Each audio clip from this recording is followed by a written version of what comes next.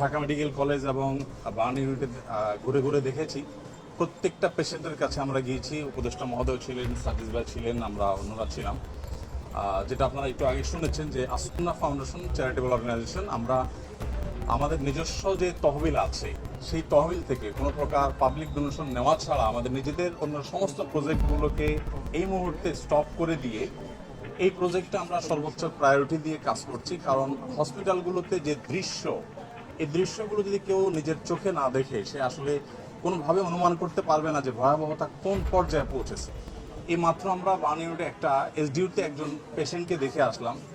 তার মুখাবয়ব দেখার পর নিজেকে কন্ট্রোল করা খুবই কঠিন। চোখ ছাড়া এই পুরো জায়গাটা জাস্ট গর্ত হয়ে আছে, পুরো জায়গাটা গর্ত হয়ে আছে, মানে চোখ ছাড়া আর কিছু, একটা চোখ তাও মনে হয় আছে, আর পুরো জায়গাটা একটা ভয়ঙ্কর গর্ত হয়ে আছে। তো আলহামদুলিল্লাহ আমরা এর আগে সাজিদ ভাই এসেছেন, এই পেশেন্টেরই আগের অবস্থার তুলনায় এখন অনেক ভালো। এটা হলো একটা আনন্দের সংবাদ যে তাদের খুব প্রপার ট্রিটমেন্টের মাধ্যমে তারা সুস্থ হয়ে উঠছে। আমরা ফাউন্ডেশন থেকে 5 কোটি টাকা ইতিমধ্যে আলহামদুলিল্লাহ খরচ করেছি। আরও 5 কোটি টাকা আমরা আমাদের অন্যান্য প্রজেক্টগুলোকে সংকুচিত করে হলেও এখানে আমরা খরচ করছি। এবং শুধু আমরা নই, আমার মনে হয় যে সারা দেশের মানুষ তাদের সাথে আছে। আমি বিভিন্ন জায়গায় গিয়েছি, সাধারণ মানুষ তাদের জন্য বিচলিত, সবাই দোয়া করছে।